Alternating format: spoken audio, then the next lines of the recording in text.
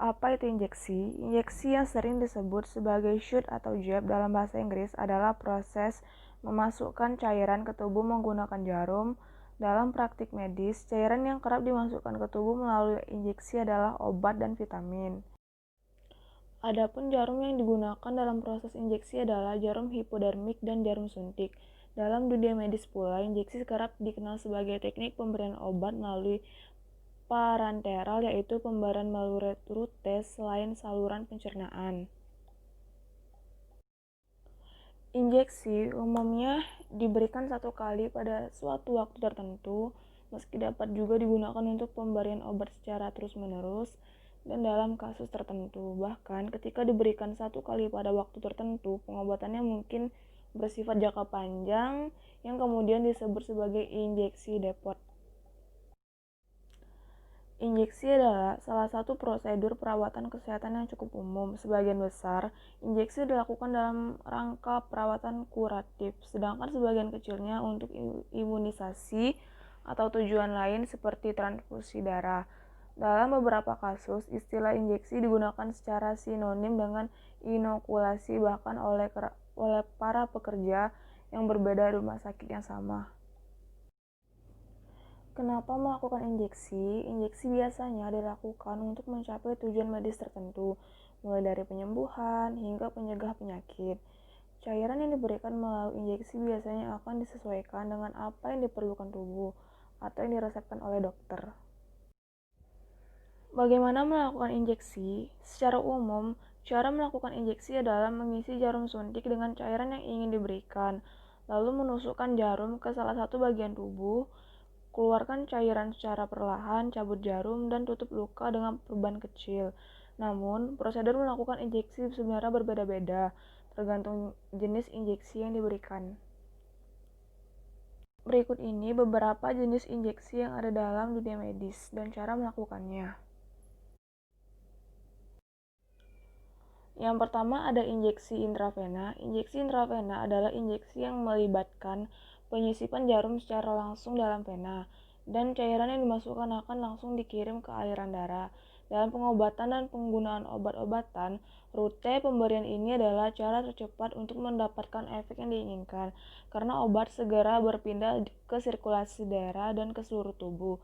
Jenis injeksi ini adalah yang paling umum dan sering dikaitkan dengan penggunaan narkoba. Yang kedua ada injeksi intramuskular. Injeksi intramuskular adalah jenis yang dilakukan untuk mengantarkan suatu zat ke dalam otot dengan tujuan dapat diserap dengan cepat oleh pembuluh darah. Sebagian besar, vaksin yang tidak aktif seperti vaksin influenza diberikan dengan cara injeksi intramuskular ini. Yang ketiga ada injeksi subkutan. Dalam proses injeksi subkutan, obat atau cairan akan dikirimkan ke jaringan antara kulit dan otot.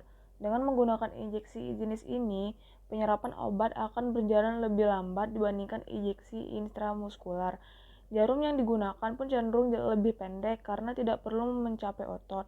Tempat pemberian injeksi jenis ini adalah jaringan lemak di belakang lengan. Injeksi insulin adalah yang paling umum menggunakan teknik injeksi ini. Selain itu, vaksin tertentu seperti MMR atau campak, gondok, dan rubella, varicella atau cacar air, dan zoster atau herpes zoster juga diberikan secara subkutan. Yang keempat ada injeksi intradermal. Dalam injeksi intradermal, obat dikirim langsung ke dalam dermis, yaitu lapisan yang berada tepat di bawah epidermis kulit. Suntikan sering diberikan pada sudut 5-15 derajat dengan jarum ditempatkan hampir rata pada kulit pasien. Penyerapan membutuhkan waktu paling lama dari rute ini dibandingkan dengan injeksi intravena, intramuskular, dan subkutan. Oleh karena itu, injeksi intradermal sering digunakan untuk tes sensitivitas seperti tes tuberkulin dan alergi, dan tes anestesi lokal. Reaksi yang disebabkan oleh tes ini mudah terlihat karena lokasi suntikan pada kulit.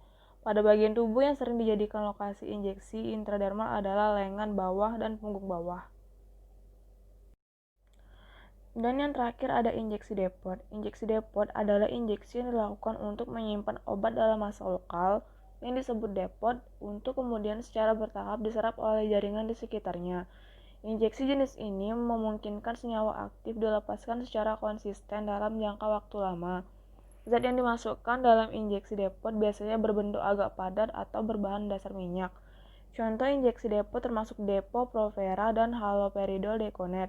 Pasien kanker prostat yang menerima terapi hormon biasanya mendapatkan suntikan depot sebagai pengobatan atau terapi. Zoladex adalah contoh obat yang dikirimkan oleh depot untuk perawatan atau terapi kanker prostat. Naltrexone dapat diberikan dalam suntikan depot bulanan untuk mengendalikan penyalahgunaan opioid.